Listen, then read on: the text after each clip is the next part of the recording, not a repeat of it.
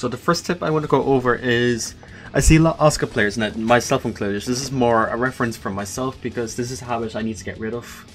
But it's wasting jab strings advantage. Now, but what I mean by that is, say you land a single jab, right? You're a +9, but because she has nothing natural off her jabs, none of the files will connect. So 1-1, you know, you just turned your +9 into a -7. And it's the same for 1-1 on counter hit. If you just brainlessly mash out the whole string, you just turned +4 from the 1-1 into -5. So just have to be careful. Like, of course you can condition your opponent to press buttons after 1 or 1-1. You know, if he likes to do pressure afterwards, like jab low or jab into stuff, you know what I mean? So, like, Asuka players should be familiar with this meta, but it is a big problem, including myself, and I see a lot of Asuka players do it. It's just doing the whole string anyway, regardless. So just need to be careful, you know, even just doing single jab or just 1-1 is fine, you know, it's okay to do.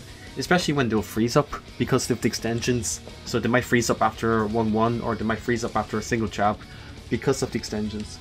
So it's okay to just relax and just take your single jabs. And, you know, if it hits, you have legit frame advantage to work with. Not just mental frame advantage, but actual, like, legit frame advantage.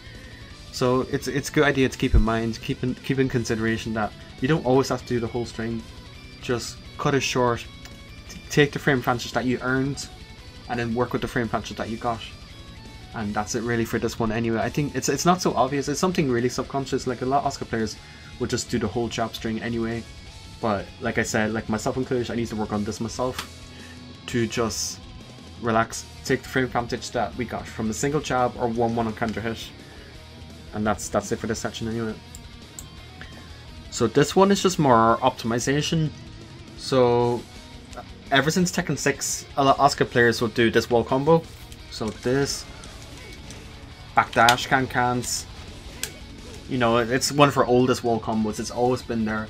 Just a classic resplat. It's easy. Now in Season 3, because of Demback 1-2, she has a more optimized wall combo.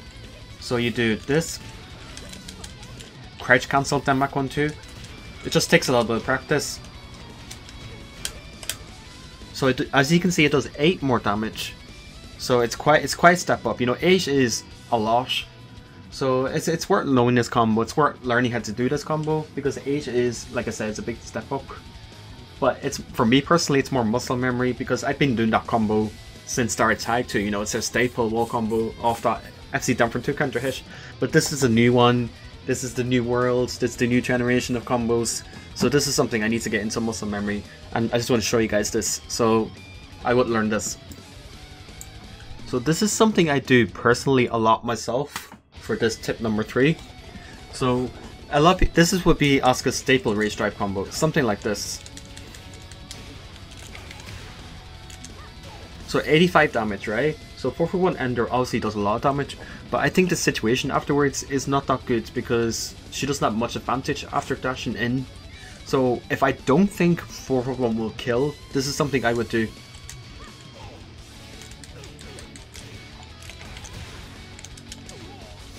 I would do dash up, I would do Dem for 3 and then dash up afterwards. So you lose like 7 damage, but what you can do is you can do dash up Dem back 4. Now test this myself. Dash up Dem back 4 will beat get up kicks, will beat side rolls, will beat quick stands, like getting up and not blocking low. So the only wins is getting up and low blocking, right? So you almost have like a 50-50 situation that can add on a lot of damage. That can add on good damage because of the situation afterwards. So you get 78 plus the, say you hit them back for 92 damage, right? So that could be a killing mix-up. So if you don't think 4-for-1 will kill, it's maybe worth going for Dem for 3 and then forcing a killing mix-up afterwards. Or if you just need to keep up momentum to get a comeback or whatever, you know. So it's a good idea to do Dem for 3 when you need a comeback or when you just want to kill them. What I personally like to do is dash up back 2.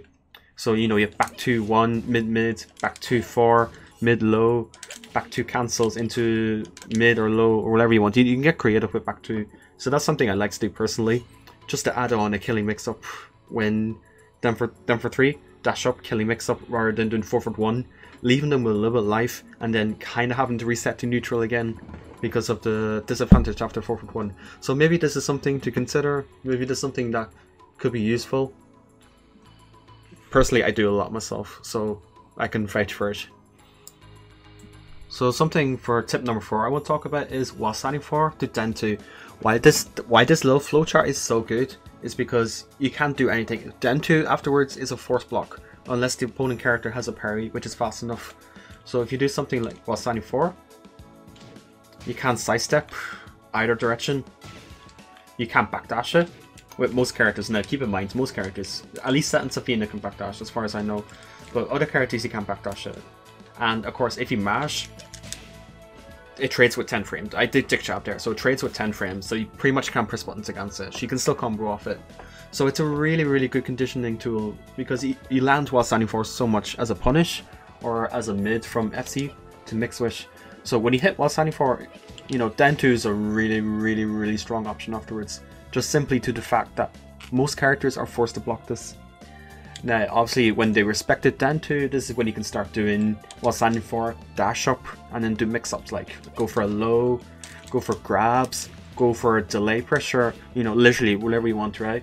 Dash up and do whatever, or dash up down 1+2, dash up 1+2, dash up chase their movements then, and then, you know, just whatever they're doing correspond with their patterns.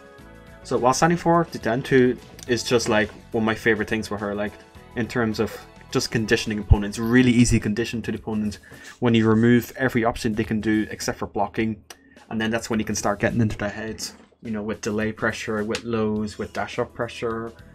Literally the world's your oyster, do whatever you want. So while standing 4 to den 2, extremely good option to know with Asuka, just in general at any level.